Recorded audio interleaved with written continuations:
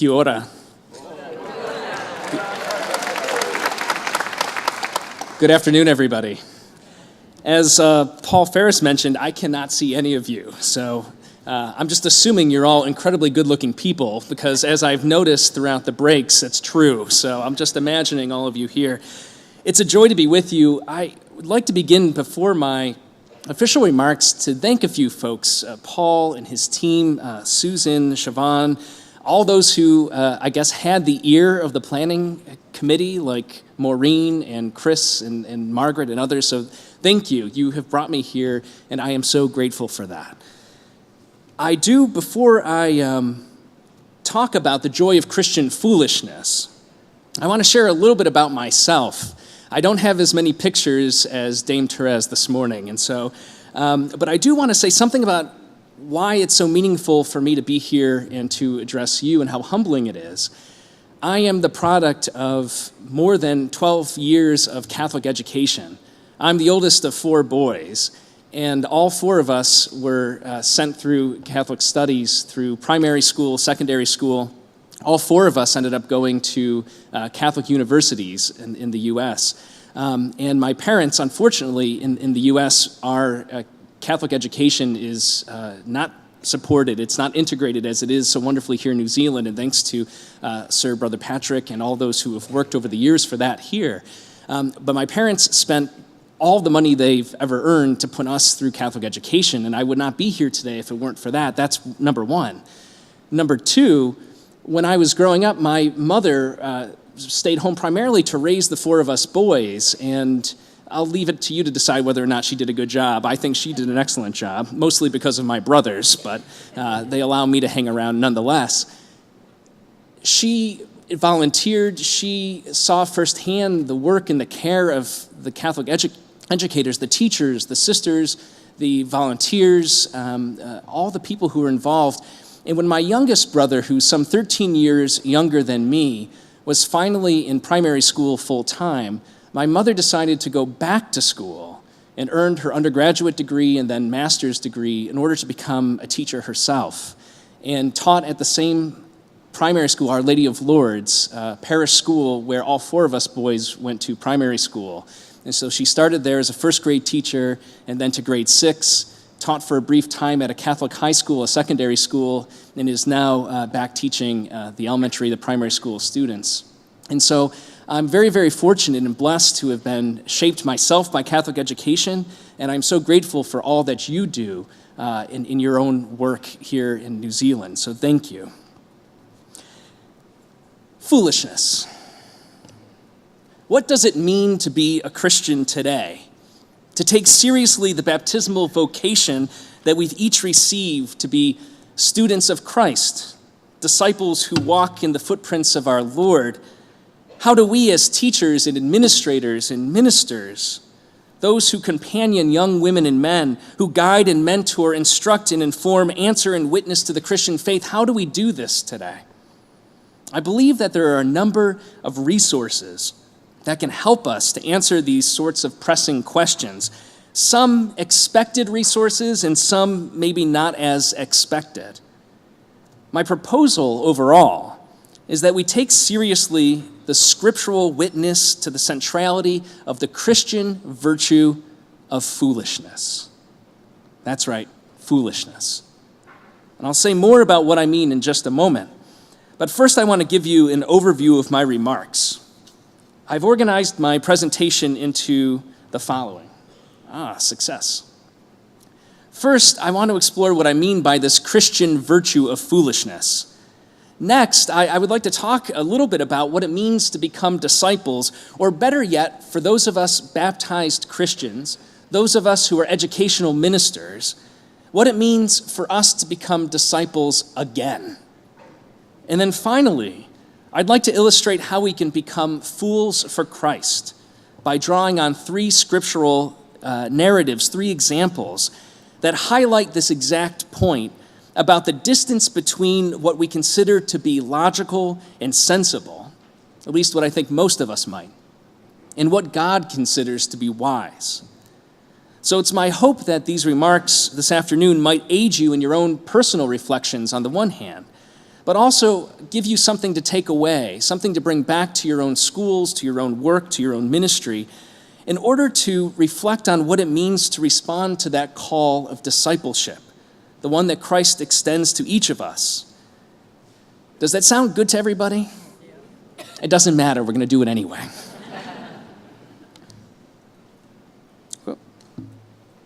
Is that all right? Okay. Yeah. The tech works. There's something incredibly foolish about Christianity. But I think for most people today, it's no longer easy to see how foolish Christianity actually is. The foolishness of the gospel, the absurdity of the incarnation, the silliness of evangelical poverty, the mercy of God, the love of our Creator, these things, I think, have lost their shock, they've lost their sting. My intention this afternoon is to help lead us on a kind of journey, maybe a pilgrimage, to explore the radical foolishness of our Christian faith, which is really what Christianity is, or at least how it should appear to those of us, and maybe all of us, who order our lives and rank our priorities and set our goals according to what is sensible and logical and smart according to the world. My interest is to redirect our collective imagination from what is familiar and seemingly logical to what should be unsettling and foolish. If you think, for instance, let's see here, there we go. If you think, for instance, that Christianity makes sense and fits comfortably with our cultural values, our civil priorities, our personal hopes or aspirations for ourselves, my invitation this afternoon is to think again. So by now you may be wondering to yourself, first of all, where is he getting this? And second of all, isn't he on his way to a Renaissance fair? Why is he wearing a medieval outfit? I get that question a lot in the United States. I'm usually on those red carpet experiences. And the news, the paparazzi, they're always putting the microphone in my mouth and they say, to the celebrities, you've seen this on television, right? They'll say, what are you wearing? And somebody says, oh, I'm wearing Ralph Lauren. And what are you wearing? And I'm wearing, Vera Wang or something like that. And they come to me and they say, oh, Father Dan, what are you wearing? And I go, Francis of Assisi. Still fashionable 800 years later. But you may be asking yourself, where is this foolishness? Where is this coming from? And I'm going to suggest that there are three figures that we can look at. Three figures that help situate us in thinking about Christianity in a different way. The first is Jesus of Nazareth. I presume you've heard of him before, right? I presume. I won't take a test. Everything that Jesus did turned the expectations of those who encountered him upside down. Take Mark's gospel, for example. In Mark's gospel, Jesus is depicted as the one who is not recognized for who he rightly is. He is the suffering Messiah. It's a stark contrast to what everybody was expecting, right? He's unknown, he's perplexing. As soon as his followers seem to get it, they just as quickly mess things up. They get it wrong, they forget, they misunderstand him. In Mark's gospel, there are only a handful of people who really get who Jesus is. There's the narrator, there's Jesus himself, there's you and me, the readers, the listeners, and curiously, the demons. The demons always get it right in Mark's gospel. Jesus is full of unexpected surprises. In Luke's gospel, Jesus is portrayed as the one sent for all people, and not just sent for his Jewish sisters and brothers. That's what Matthew's gospel would have. Especially in Luke's gospel, we have these parables, which are these settings, these narratives that take familiar situations and events and people and flip them upside down to reveal the absolute foolishness of God. What Jesus' hearers in his time would have expected was the exact opposite of what Jesus actually said. This foolish rhetoric was used to reveal to the hearer how God thought, how God acted, and what God cared about. And what is that? Loving the seemingly unlovable, forgiving that which was thought to be unforgivable, healing the broken and the brokenhearted. And yet, it's John's gospel that's the most foolish from the beginning. The Word, who was with God and who is God, becomes flesh? If that doesn't sound absolutely insane to you, it's probably because you've gotten used to the idea over about 2,000 years. But the audience of John's gospel was, as you know so well, primarily Greek-speaking, Greek philosophy-thinking sorts of people who, according to the logic of their time, would never have bought what John was selling them. Divinity and creation were diametrically opposed. It was like up and down, right or wrong, square and circle. You couldn't mix the two together. It would be ridiculous to suggest anything like what we read in John's prologue, that the Word became flesh and made its dwelling among us. This is why that same prologue, just a few verses earlier, says he was in the world, and the world came into being through him, yet the world did not know him. In short, what Jesus was about, even who Jesus was and is, centers on foolishness. But we'll come back to him in just a moment. I want to take a look now at another figure that talks a lot about foolishness. Paul of Tarsus. For those who have visited Rome before, you might recognize this statue. This is a statue in St. Peter's Square. It rests right above Bernini's columns. It's pretty famous. It's also very prophetic and forward-thinking, because this is St. Paul, the one who checks Twitter. You didn't know, he was an apostle, he was an evangelizer, he also was very glued to his mobile phone, right? Paul of Tarsus, early evangelizer, former of Christian community, self-proclaimed apostle, the author of the oldest texts we have in the New Testament, Paul, a foolish man if ever there were one. In his first letter to the Corinthians, Paul outlines right away the absurdity and the foolishness of the faith which he is proclaiming. It's worth hearing him speak this himself, so I'm going to proclaim this to us. You know it. Paul writes, "For Christ did not send me to baptize, but to proclaim the gospel, and not with eloquent wisdom, so that the cross of Christ might not be emptied of its power. For the message about the cross is foolishness for those who are perishing. But to us who are being saved, it is the power of God, for it is written, I will destroy the wisdom of the wise, in the discernment of the discerning I will thwart." He goes on, "Where is the one who is wise? Where is the scholar? Where is the debater of this age? Has not God made foolish the wisdom of the world? For since, in the wisdom of God, the world did not know God through wisdom, God decided through the foolishness of our proclamation to save those who believe. For our Jewish brothers and sisters demand signs, and the Greeks desire wisdom, but we proclaim Christ crucified, a stumbling block to Jews and foolishness to Gentiles." Now, this next part might be mildly offensive, but remember, it's St. Paul writing, not me. He says, "Consider your own call, brothers and sisters. Not many of you were wise by human standards." Again, Paul, not me. I think you're all very smart.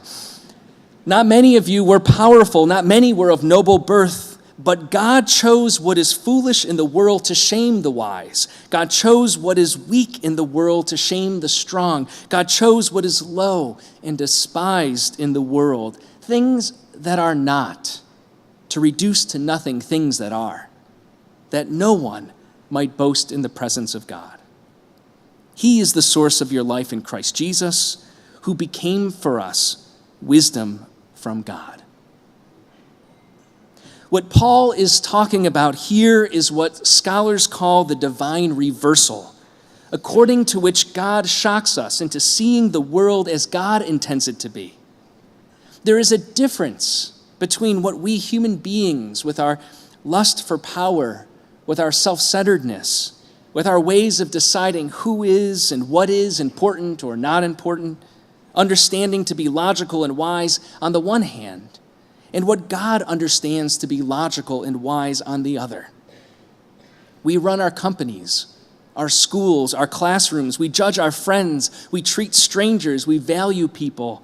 And we do so day in and day out according to what St. Paul calls the wisdom of the world. But God has a different system of value. That is what the incarnation is about. That is what the folly and the foolishness of Jesus' very life, ministry, preaching, death, and resurrection are all about.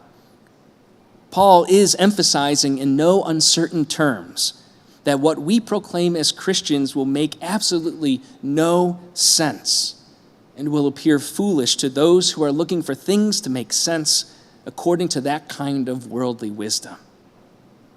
To proclaim Christ crucified is to embrace a different wisdom. It is to risk appearing foolish to the rest of the world. If in thinking about and living our Christian faith, we don't appear foolish, and I don't mean just walking around the streets of Wellington in a 13th century medieval outfit. That's just me. If we don't risk being uncomfortable, dealing with others who we think are odd or apart in terms of worldly wisdom, then we're probably missing the point. We need to be more foolish. Third, for my last figure, wisdom figure, I want us to take a look at one more modern, one very unlikely, admittedly unlikely, and without doubt extremely foolish wisdom figure. This is the great poet and prophet, Weird Al Yankovic. Is he popular here in New Zealand too? That's right, Weird Al. How many people have heard of him before? Okay, so we've got a few fans. All right, the rest of you are confused and on your mobiles Googling right now, fine. That's right, Weird Al. He looks weird, doesn't he? Yes. He's the famous American satirist. He's an award-winning creator of dozens of popular parodies. Some of you may remember his now classic songs, such as Amish Paradise, which was a spoof of a 90s rap song, Gangster's Paradise, or Eat It. One of the tech guys was mentioning Eat It a moment ago when we were setting up the slides, and he got a sneak preview of our third wisdom figure. He said, I love that song. It was a spoof of Michael Jackson's Beat It. In addition to his play on popular songs, he wrote some original songs that were stylizations of different genres of music. Now, one of my favorites is an especially ridiculous song titled Everything You Know Is Wrong.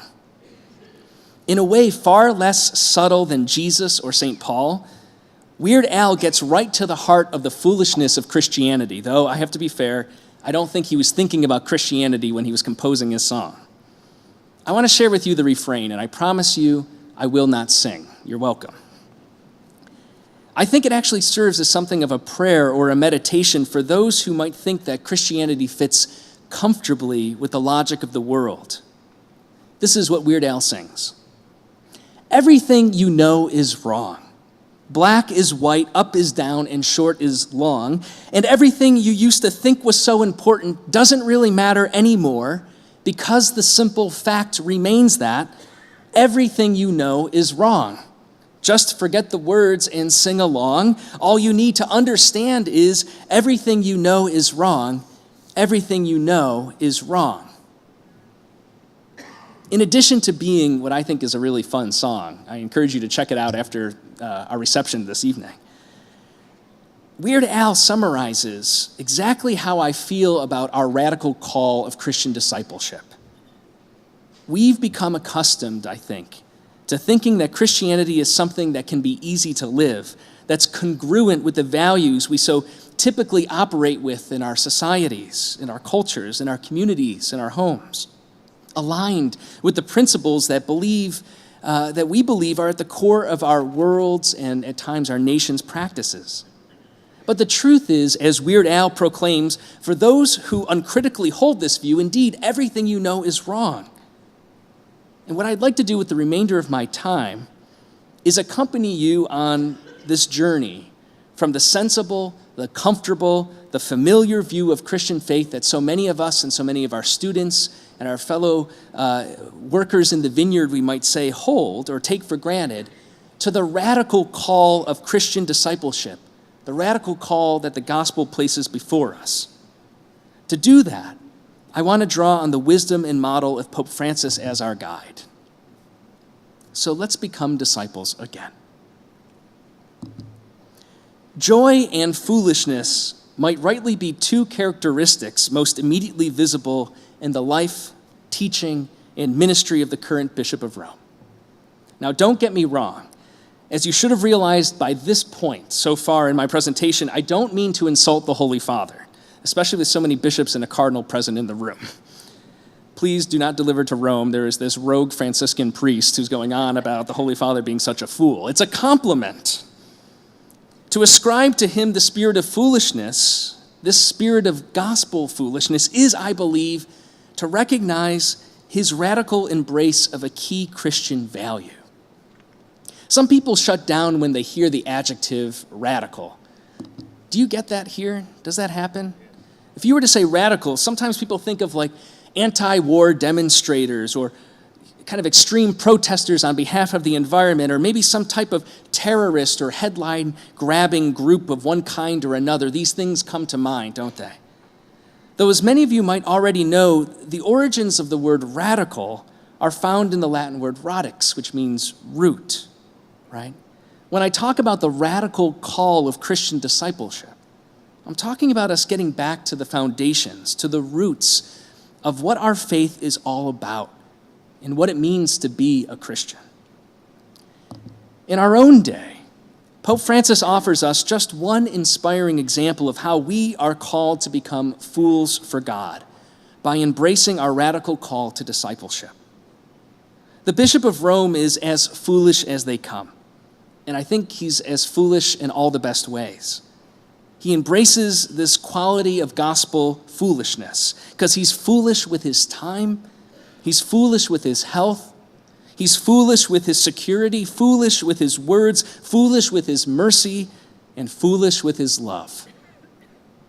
According to the logic of the world, a pope should be more mindful of what certain advisors consider to be maybe more important international matters, and not so concerned about the everyday needs or problems of unknown single mothers, imprisoned young adults, visitors at his weekly audiences, and the poor all around the globe.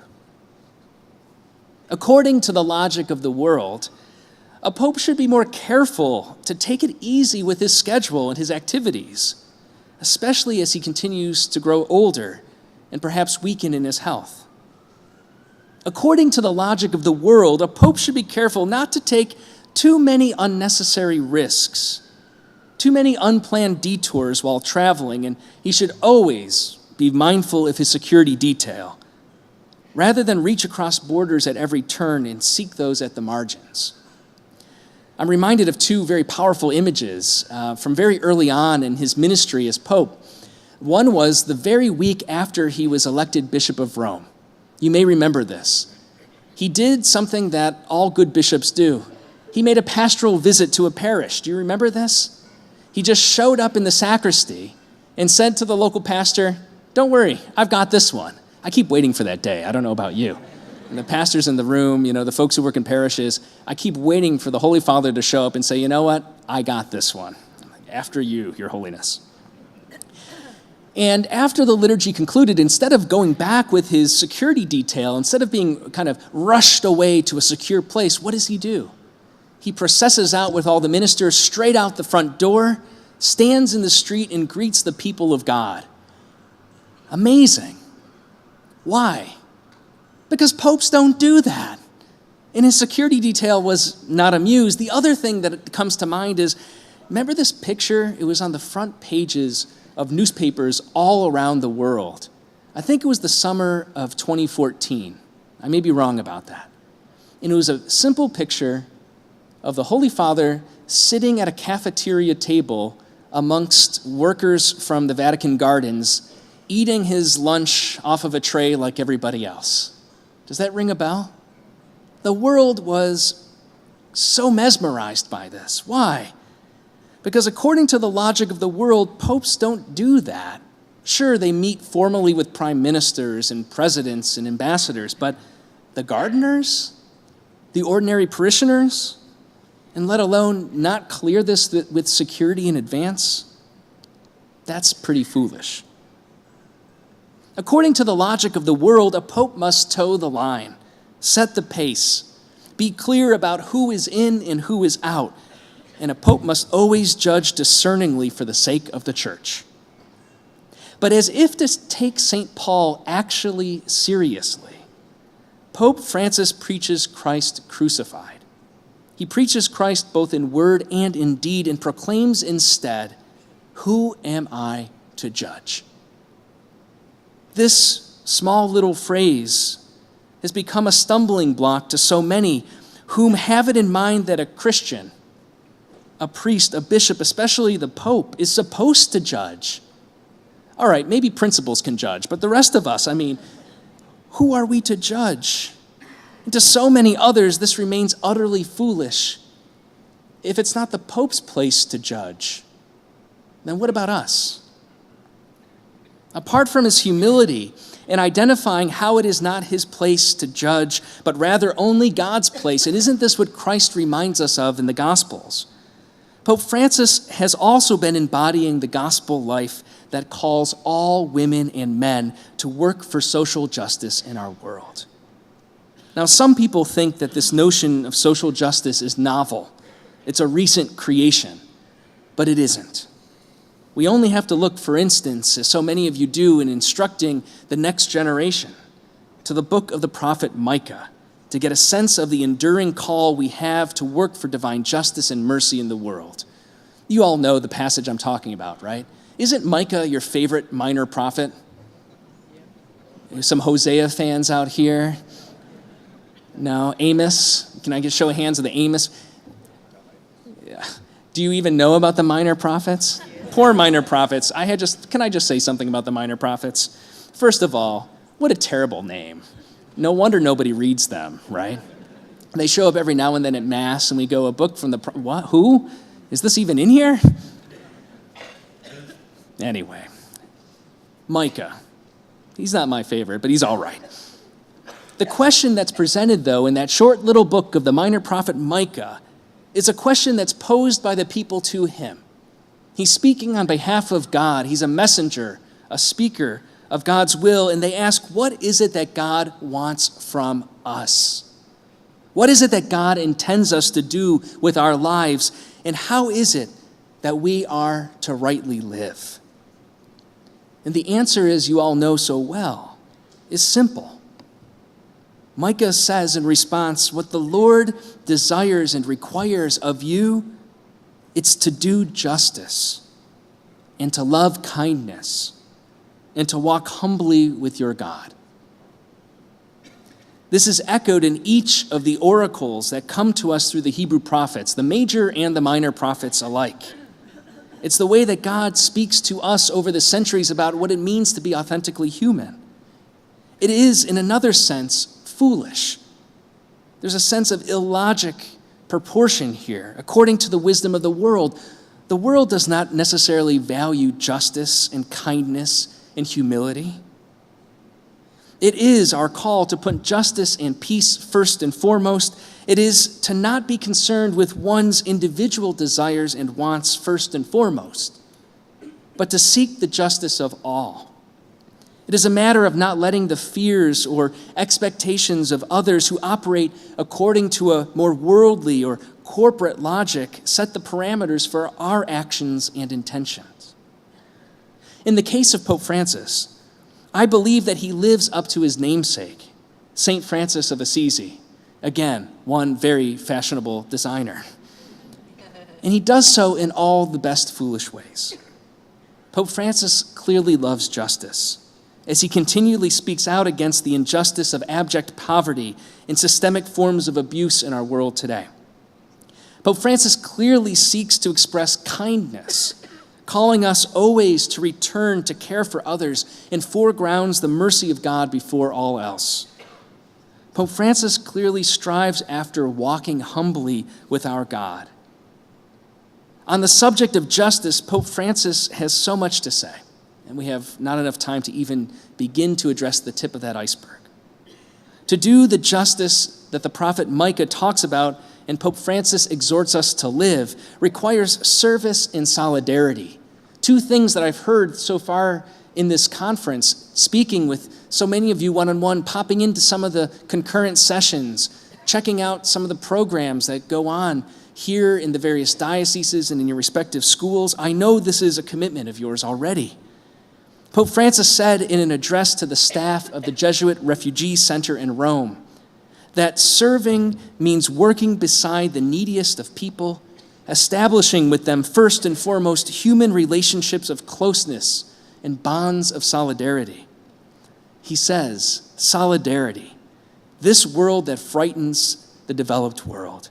People try to avoid saying it. Solidarity to them is almost a bad word, the Holy Father continues. He says, but it is our word. Serving, he says, means recognizing and accepting requests for justice and hope in seeking roads together, real paths that lead to liberation. He goes on to say that charity that leaves the poor person as he or she is not sufficient. True mercy, the mercy of God, the mercy that God gives to us and teaches us, demands justice. It demands that the poor find the way to be poor no longer. Working for justice is demanding and time-consuming. It requires effort, hard work to move beyond what we so often are willing to give or willing to share in our classrooms, in our homes, in our hearts. It requires so much more than we are often encouraged to give. We are conditioned by the wisdom of the world. This conditioning leads us to think that the poor sometimes deserve their lot, right? Or conversely, that those who are not poor have some inherent right to excess wealth. But the justice of God undoes that logic and calls us to act foolishly with our love, with our time, with our energy, and to direct these things toward real justice. On the subject of kindness, Pope Francis has been especially vocal and very foolish. Kindness for him is best articulated in terms of mercy. Not long after he was elected Bishop of Rome, Pope Francis officially took possession of his cathedral. And on April 7th, 2013, he opened a homily with the following words: "What a beautiful truth of faith this is for our lives, the mercy of God." God's love for us is so great, so deep. It is an unfailing love, one that always takes us by the hand and supports us, lifts us up, and leads us on. We are called to prioritize mercy in following the example God lays out before us in the life, teaching, and ministry of Jesus Christ. How quick we might be at times to compartmentalize our faith from our day-to-day lives. Even those of us who work in Catholic schools, to compartmentalize our faith from what we're doing in the classroom or doing in the front office. The logic of the world tells us that religion is a private affair and can be treated in isolation, maybe for an hour each Sunday. Let's be honest, we're Catholics, 45 minutes each Sunday. And I know this is something that's true, especially in New Zealand culturally, right? In terms of what outside of our classroom, outside of our Catholic churches or schools, there is not a whole lot of encouragement to wear our religion or our faith or that perspective on our sleeves or before us. Yet to love kindness and embrace the mercy of God requires so much more of us, doesn't it? A move toward integrating what it is we say we believe. And we all stood here this morning and professed our faith, did we not? To move to bringing that together with what we actually do. And it's worth me inserting here a commercial break. I should have said I'm using notes. It's not typically my style, but I, like so many, if not all of you, am a teacher. And when you put me in front of a classroom or a group of people, I can talk for 8 hours. And Paul said, if you try that, we will put you on a plane back to the United States immediately. And I love it here too much to leave that quickly. But I should say that when I'm speaking about this, I'm speaking about this as much to myself. This is an ongoing process for each of us. To integrate what it is we say we believe with what we do is something that all of us are called to renew and to think about over and over again. And might it be part of our prayer? Might it be part of our daily lives? On the subject of humility, walking humbly with God, which is the lifestyle and disposition of foolish life of Christianity, right? It is so foolish to be humble. Hashtag braggart or something like this. Pope Francis said in a homily on the Feast of the Annunciation of the Lord that it is God who shows us the meaning of humility, and that God proceeds along the road of humility. I'm reminded of one of my colleagues and a dear friend, Professor Sister Ilia Delio. Some of you may be familiar with her writings. She's a theology professor in Villanova University in the U.S. She wrote a great book years ago called The Humility of God. And it was about the Franciscan theological and spiritual view of who God is, but it is, again, living up to the namesake of St. Francis of Assisi in that tradition, how Pope Francis, a Jesuit of all traditions, I always say it takes a Jesuit to teach us Franciscans how to be better Franciscans. And being educated in part by the Jesuits, I guess I can say that. I don't know. One little side note here, too, about the Jesuits. It was, if some of you know the history of the Society of Jesus, it was a Franciscan pope in the 17th century that suppressed the Society of Jesus. And so they've been waiting about 450 years to get their revenge. For 800 years, nobody dared take the name Francis of Assisi. We had 16 Benedicts, we had 12 Piuses, we even had 2 John Pauls, not a single Francis, but the first Jesuit gets in that cathedra, and he says, I know what name I'm picking. He's doing a pretty good job, too. With the shadow of Micah's prophecy hanging over our reflections this afternoon, it's interesting that Pope Francis said in an address to the clergy in, of all places, Assisi, Italy, on the feast of St. Francis, he said that walking is one of my favorite words when I think about being a Christian and about the church. He goes on to say that the most important thing is to walk together by working together, by helping one another, by asking forgiveness, by acknowledging one's mistakes and asking for forgiveness, and also by accepting the apologies of others by forgiving. How important this is. I don't know about you, but the broader culture in which we find ourselves, or cultures more accurately, the societies in which we find ourselves do not value admitting when you've done something wrong. I don't know about New Zealand businesses. I guess I should have asked Dame Therese this morning. But at least in the United States, nobody ever says, I'm sorry. They'll shell out lots and lots of money, but for fear of being sued or culpability or this, that, and the other thing, they do this settling without admittance of wrongdoing. Do you have a similar thing here in the legal system? That is not the Christian way. It's too foolish to admit that you're wrong, but this is what Pope Francis reminds us of, what it means to walk the path of humility.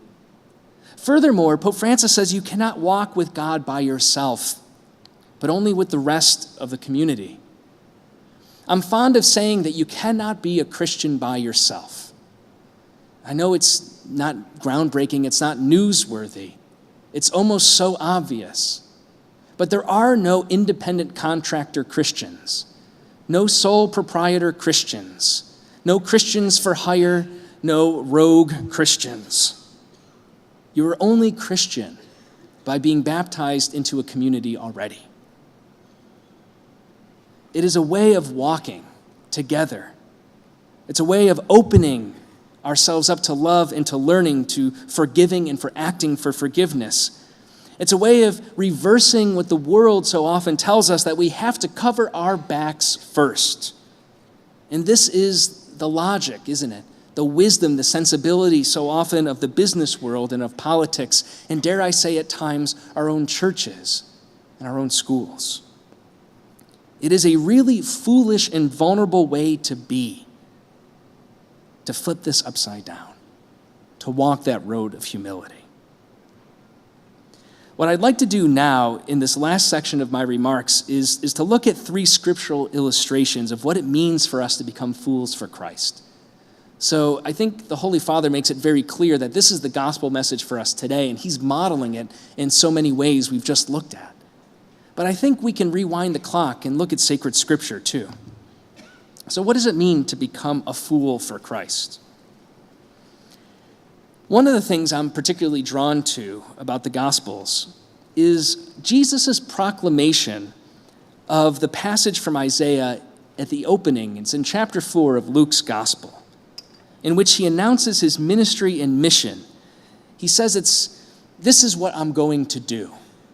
And for those of you, just by way of refresher, it shows up in Luke's gospel right after he's gone on a long retreat, a long holiday into the desert with snakes and locusts and, of course, Satan, Just like when you're on the northern part of the South Island, you go up to Picton for a little holiday and you look for deserts and snakes and Satan, right? No, I'm sure that's not the case. Otherwise, it would not be very restful. But this is what Jesus does, and he is, by way of an exemplar, the best lay minister the church has ever seen. Did you know this?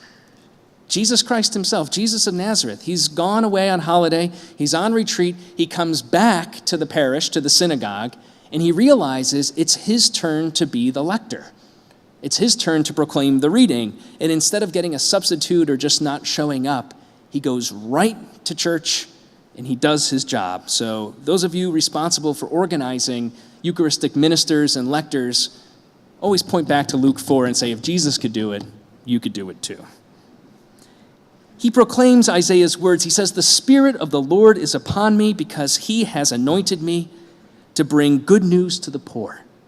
He has sent me to proclaim release to the captives and recovery of sight to the blind, to let the oppressed go free, to proclaim the year of the Lord's favor. This is, I believe, not just Jesus' personal mission, but our corporate mission. It's a corporate mission statement, not in the sense of the corporate world like business or the stock exchange or the free market, but literally corporate, as in corporeal, as in having to do with the body of Christ. I think it can be too easy to dismiss Jesus' invocation of Isaiah's words here behind me as having to do with his own singular, personal, and unique mission in the world. And yet, just as Jesus has been anointed, so too we have been anointed in baptism. Just as he has received the Spirit of the Lord, so too have we in confirmation. Likewise, you and me, we are called to embrace this proclamation as our mission statement too. This mission statement is foolish, it's absurd, it's insane, and it's imprudent according to the wisdom of the world. But Christian discipleship does not measure itself according to the yardstick of our human society and cultures. To be a disciple is indeed to bring good news to the poor, to set captives free, to provide recovery of sight to the blind, and to let the oppressed go free. If not always literally, we can pastorally, in our classrooms, in our schools, in our parishes, in our homes, do this through our ministry. We can do this in our day-to-day lives. I may not be able to physically heal those with visual impairment or blindness, but I can work to provide sight and insight to those blinded by greed or lust for power or a desire to maintain an unjust status quo. I may not be able to let the incarcerated go free, but I can work to free those trapped by structures of injustice, discrimination, and abuse.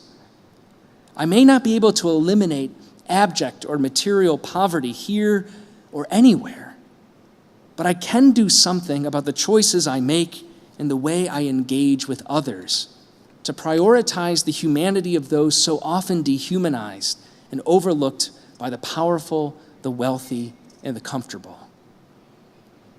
To live the Christian mission received at baptism, to be authentic disciples in the world, requires risking a certain kind of vulnerability. It requires being perceived and even dismissed as a fool. So I want to spend a few minutes returning to that normative source of Christian theology, Scripture. I think there are 3 narratives in the Gospel of Matthew, though there are so many others we could look at, that help us to recognize the way the world's logic is so often operative in our minds and in our hearts and in our actions, and how I think Christ is challenging us and challenging our students to live differently as disciples and fools in the world. These narratives tell us something about how we typically think, first about judgment, Second, about fairness. And third, about forgiveness. And I think it will show us something about how Christian disciples are called to think differently about these very same circumstances. So first, judgment. This comes to us from Matthew's Gospel, chapter 13, verses 24 to 30. So let me proclaim this for us. Jesus put before them another parable. The kingdom of heaven may be compared to someone who sowed good seed in his field. But while everyone was asleep, an enemy came and sowed weeds among the wheat, and then went away. So when the plants came up and bore grain, then the weeds appeared as well. And the servants of the household came and said to him, "Master, did you not sow good seed in your field?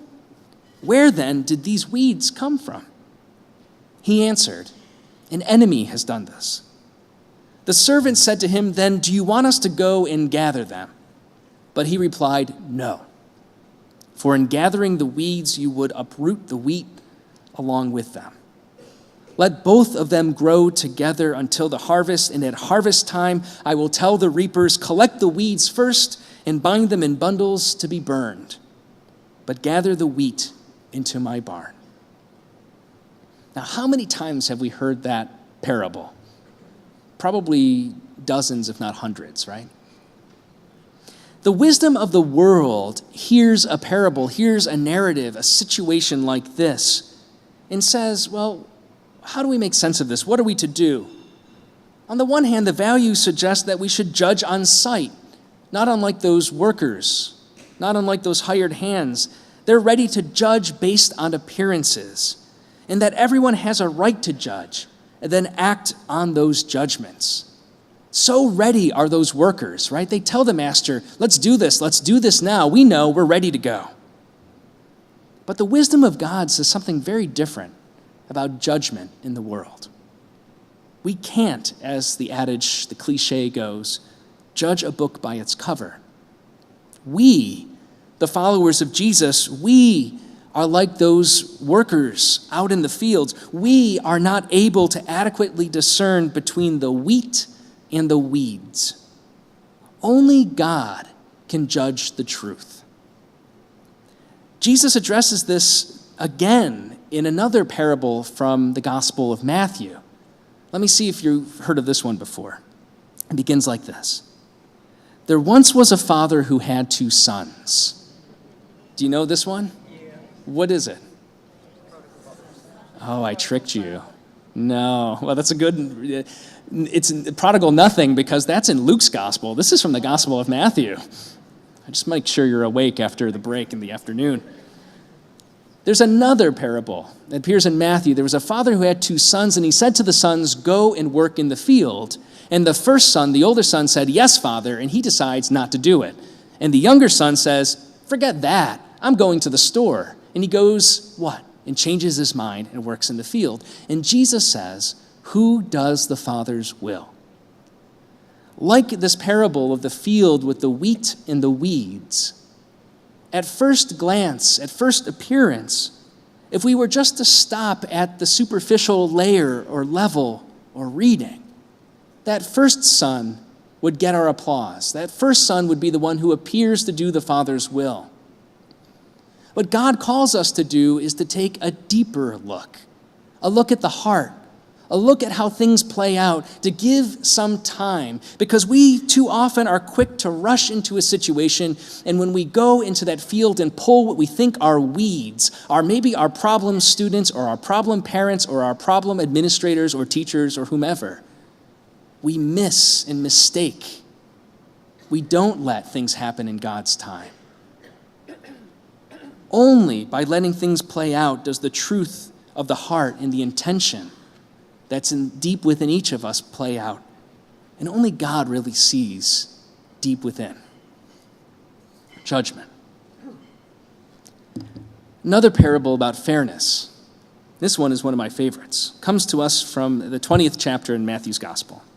You'll know this one too.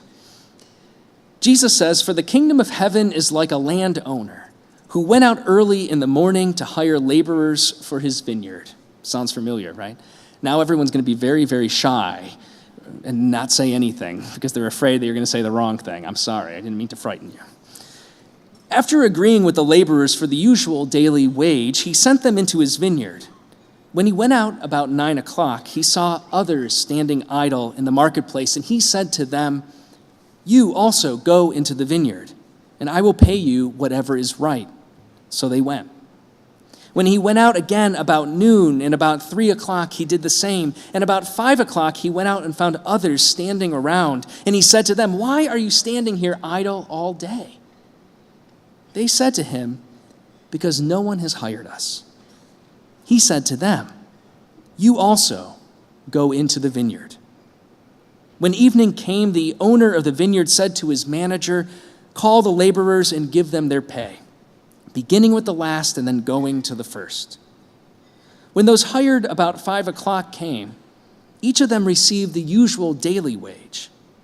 Now when the first came, they thought they would receive more, but each of them also received the usual daily wage. And when they received it, they grumbled against the landowner, saying, these ones worked only an hour, and you have made them equal to us, who have borne the burden of the day and the scorching heat." But he replied to one of them, "Friend, I am doing you no wrong. Did you not agree with me for the usual daily wage? Take what belongs to you and go. I choose to give to these last the same as I give to you. Am I not allowed to do what I choose with what belongs to me? Or are you envious because I am generous? So the last will be first, and the first last." The wisdom of the world says you get what you pay for, and that fairness tends to be more subjective than we'd like to think.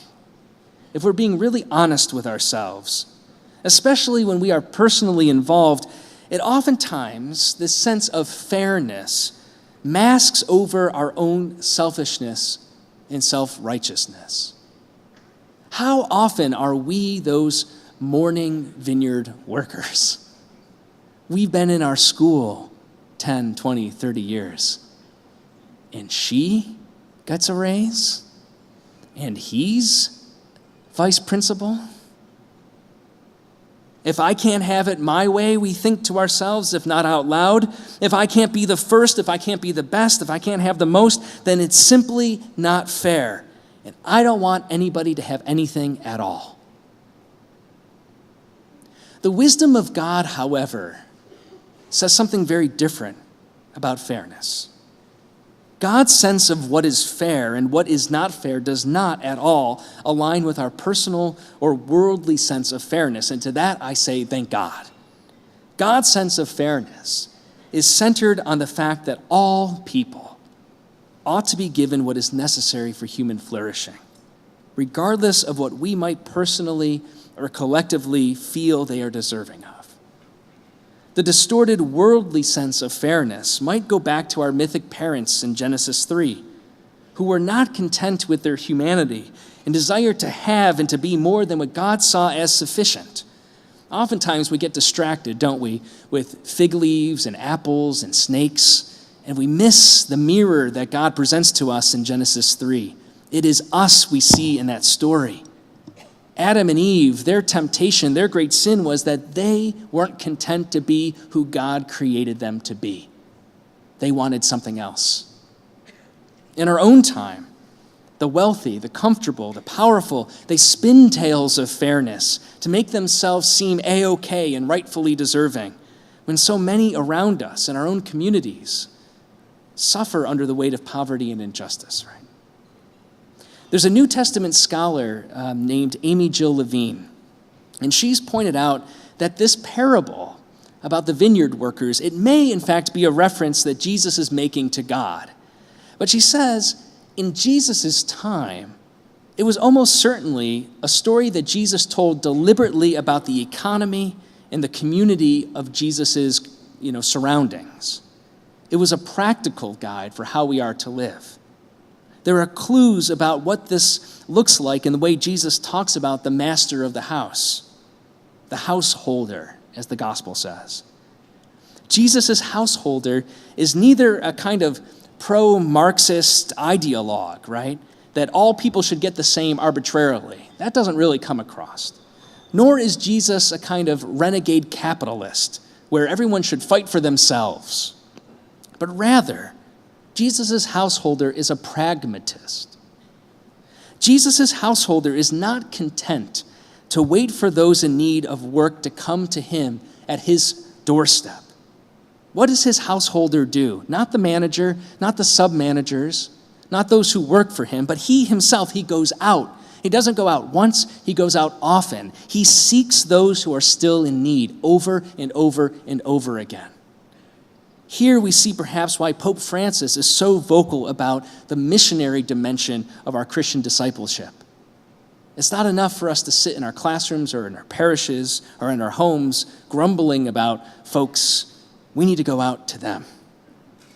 Jesus' householder provides so that all may have enough to eat, recognizing that it's not simply enough to give, let's say, a handout, but seeks instead to work structurally to provide the condition to hire workers so they can maintain their dignity and self-worth with meaningful work. This is a theme we see over and over again in the richness of our Catholic social teaching. We can think of so many ways, and I'm sure you might be imagining some yourself, of how this parable shocks our complacency and calls us to action in our own lives. And how foolish, if we're being honest, how absolutely foolish the message of this parable is. How foolish it sounds to our own communities, to our own workplaces, our classrooms, our schools, our parishes. Fairness. Let's talk about forgiveness. This is another one you probably already have heard. Comes from near the end of Matthew's Gospel, chapter 25. Jesus tells this parable. When the Son of Man comes in his glory and all the angels with him, then he will sit on the throne of his glory. All the nations will be gathered before him, and he will separate people one from another as a shepherd separates the sheep from the goats. And he will put the sheep at his right hand and the goats at his left. Then the king will say to those at his right hand, "Come, you that are blessed by my Father, inherit the kingdom prepared for you from the foundation of the world. For I was hungry, and you gave me food. I was thirsty, and you gave me something to drink. I was a stranger, and you welcomed me. I was naked, and you gave me clothing. I was sick, and you took care of me. I was in prison, and you visited me." Then the righteous will answer him, saying, "Lord, when was it that we saw you hungry and gave you food, or thirsty and gave you something to drink? And when was it that we saw you a stranger and welcomed you, or naked and gave you clothing? And when was it that we saw you sick and in prison and visited you?" And the king will answer them, "Truly I tell you, just as you did it to one of the least of these who are members of my family, you did it to me." Then he will say to those at his left hand, "You that are accursed, depart from me into the eternal fire prepared for the devil and his angels. For I was hungry, and you gave me no food. I was thirsty, and you gave me nothing to drink. I was a stranger, and you did not welcome me, naked, and you did not give me clothing, sick and in prison, and you did not visit me." Then they will also answer, "Lord, when was it that we saw you hungry or thirsty or a stranger or naked or sick or in prison and did not take care of you?" Then he will answer them, "Truly, I tell you, just as you did not do it to one of the least of these, you did not do it to me. And these will go away into eternal punishment, but the righteous into eternal life." The wisdom of the world says you should be afraid, because Jesus is a capricious judge who comes and arbitrarily separates sheep from goats. And any tiny screw-up, any kind of mistake or thing that draws Jesus' attention to us will result in punishment. Not just any kind of punishment, Not Time Out or Dunce Cap or whatever is popular these days in primary school. I don't know. I feel like that was very long time ago. I know I'm young looking, but my baldness should reflect that I'm not as young as I look. Whatever it is, we draw this attention, and this punishment is punishment designed for the devil. Ooh. Jesus, according to the wisdom of the world, is a trickster who plays. In America, there's this television program. Do you have it here too, called Undercover Boss? Have you seen this before? Are there fans of it? Yeah. Okay, that's good. We got a couple fans. A lot of people are still very scared after the whole prodigal son debacle of 2018 that we had here. Undercover Boss, or do you remember a program from the 1990s called Touched by an Angel? I don't know if that had the same program here. Oh, more fans of that. Okay. You get the general idea that Jesus, according to the wisdom of the world, reads Matthew 25 like Jesus, like God is an undercover boss or touched by an angel. Remember that program where the angels were kind of living among us secretly, just kind of ingratiating themselves into our daily lives, and then at the right moment, the lights came down from above and they said, "I'm an angel." Or Undercover Boss, where they're like, "You're fired." This vision, the wisdom of the world, reads Matthew 25 and says, you should be scared out of your mind because Jesus is constantly testing us to see if we're following the rules. Did you not feed that person? Did you walk by that homeless person? Did you not give $1 to those who asked for it? Did you not let somebody in when you were driving? You were just a little bit too hurried to get on the freeway, the highway? That God is somehow on the lookout. But the wisdom of God tells us something different about judgment and about forgiveness and about fairness. In this case, the wisdom of God, I think, reveals to us that this is actually a parable that has an underlying sign of hope that is too often overlooked. It's a matter of who does and who does not accept responsibility for their actions, not about some sort of tricky situation in which we find ourselves because God is constantly on the lookout with closed-circuit television for our lives. Jesus does nothing here to suggest that if one owns up to their sinfulness, to the mistakes they've made, and ask for forgiveness, that God wouldn't extend that to them. There is the very real potential, I think, in this parable for there to be only sheep and no goats. But it's a self-selecting process that takes place there at the moment of truth when the actions and the omissions of the would-be goats is finally revealed to them. That's the message of the final judgment. The judgment is that these goats and the sheep, lest we forget, had no idea about what was going on. It just turns out that the sheep had been doing a pretty good job following the Father's will. But what about these would-be goats? What was understandably done in darkness, their sin, is finally now brought to light, as Jesus tells us over and over again elsewhere. And when that happens, what do? Do they even ask or think to ask for forgiveness? Remember that scene? Think back to Matthew 25, I just proclaimed. Jesus says, and for you, you never did this, you never did that. You gave me water, nor did you clothe me. You didn't visit me in prison. And what's the first thing out of the would-be goats' mouths? Oh my God. Literally, because it's God, right? Oh my God. We didn't know. I'm sorry, Lord, you're right. Looking back on my life presented before me, I messed up. I was selfish. I didn't do what I should have. I should have cared for those. You've made this clear as day to me now. I see my whole life in reverse. That's what they say, right? No. What makes them goats is that they do not accept their responsibility. It becomes Jesus' fault. If only you had told us, Lord, when did we see you sick? I can't be held responsible for that. When did we see you hungry or in prison or naked? They don't say, I'm sorry. They blame someone else. They turn it on Jesus, as it were. If only you would have told us, Lord. How can we learn to accept responsibility for what we've done and for what we have failed to do. As we pray in the Our Father, to be a Christian disciple is to forgive others as we ourselves have been forgiven. But if we operate instead according to the apparent logic and wisdom of the world, wherein litigation and pride and popularity dictate that we never admit our wrongdoing, we never say, I'm sorry or I was wrong, it will be no surprise that we can't bring ourselves to forgive others or to seek forgiveness, maybe even at that last moment of our lives. To be Christian disciples according to the pattern Jesus lays out with his life, death, and resurrection, the whole experience of his ministry, is indeed utter foolishness to those who live according to the world today.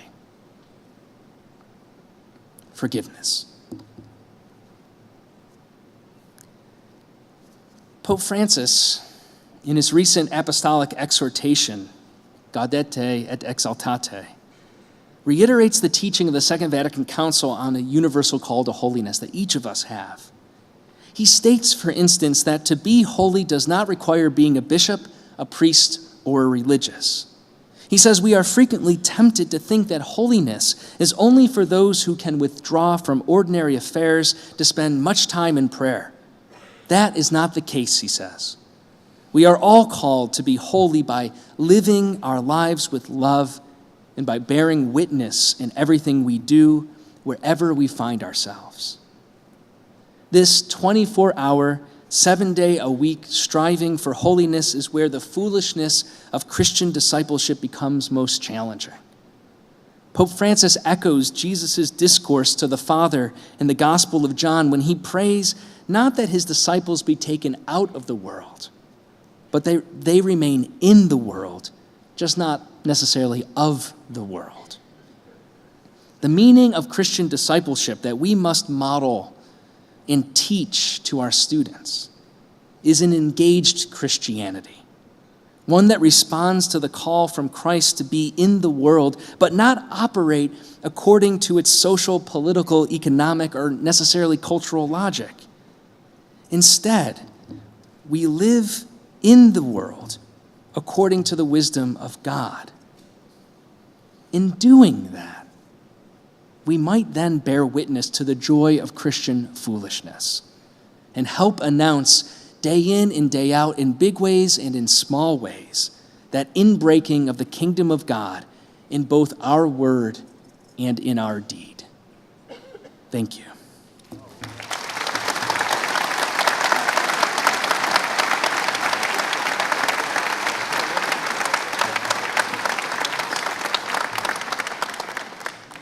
I believe I never want to get in the way of a reception, but I think we might have a few minutes to take some questions or comments. Is that right? Chris says we have 5 minutes, so I'm happy to do that. So if you have questions, comments, insults, laments, now is a good time.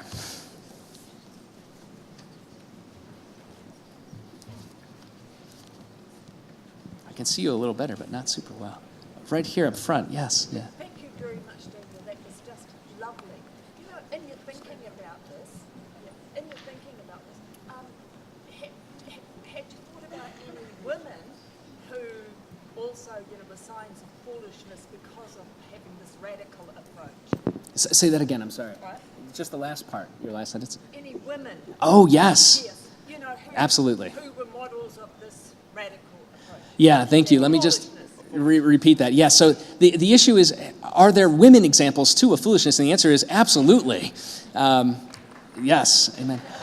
I can give you a handful just off the top of my head. One is, historically, we can think of some, one of which would be Catherine of Siena, who in challenging the leadership of the church of her time is absolutely foolish. We would say this is not the place of a religious sister, although the Dominicans, cousins of us Franciscans, are known to be fools as well from time to time. I think of, again, historically, of St. Clare of Assisi, who also lays out something of the historical trajectory that Pope Francis lives into today as well. She's the first woman to write a rule or way of life for a religious community, and she fought to the very end, to her dying day, to get that rule approved. And so time in and time out, there's a sense of foolishness. The status quo was you live in a convent, you live in a community that is endowed, that has, you take dowries from sisters in order to live comfortably. And she sought instead to live this evangelical poverty in the most radical sense. And so at every point appeared foolish according not only to the wisdom of the world, but according to the logic and wisdom of Holy Mother Church, as it were. I think today we see so many other examples of this too. I think, interreligiously and interculturally, I think of the Nobel laureate Malala and the tremendous witness she presents to us, as a young woman who inspires me. I think of the young women back in the United States who, along with their male counterparts and fellow students, are standing up against the incredible gun violence that plagues my own home country. And we have so much to learn from the rest of the world, including your neighbors to the west, Australia, about what it means to finally get rid of firearms and weapons. But these are women, these are men who are standing up in the face of some great threats, some great challenges. So there could be so many more, both women and men. But absolutely, there's a whole record of foolishness. I think that's true when we look at those who most deeply inspire us. The question is, do we risk becoming those women, becoming those men in our own time? So thank you very much for that. Yeah, and there could have been many more examples, particularly female examples up there too. So I appreciate the question. Thank you.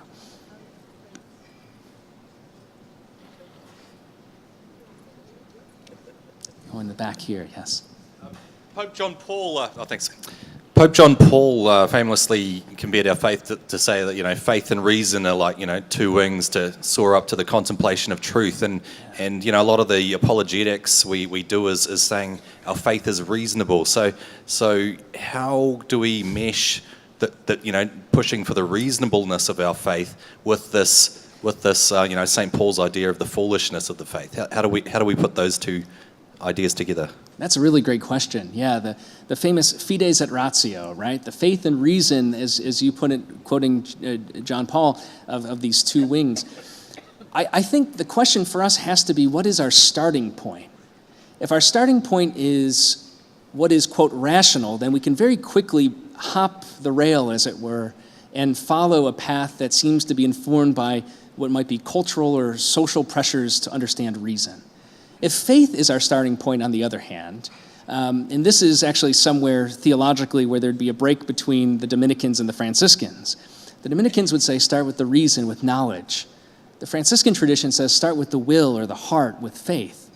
And so can we interrogate, what it is we believe with the faculties God has given us, with our experience, with our mental capacity, with our intellect, with our reason? So how do we marry these things together? How do we bring them together? First of all, by recognizing what do we mean by, or who sets the parameters around what is reasonable.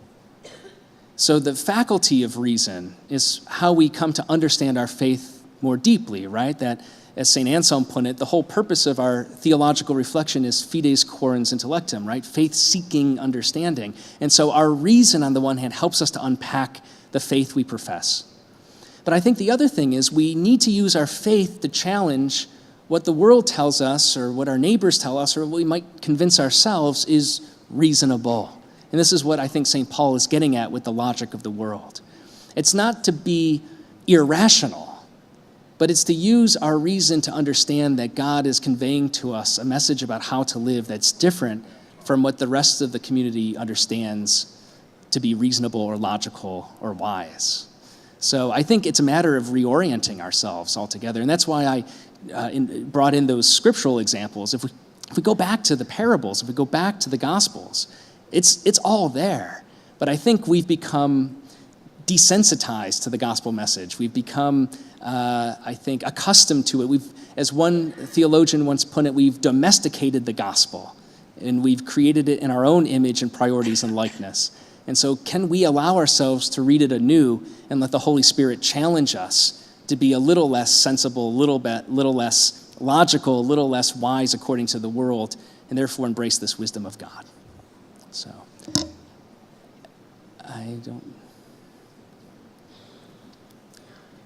I think we may be at time. So thank you again very much.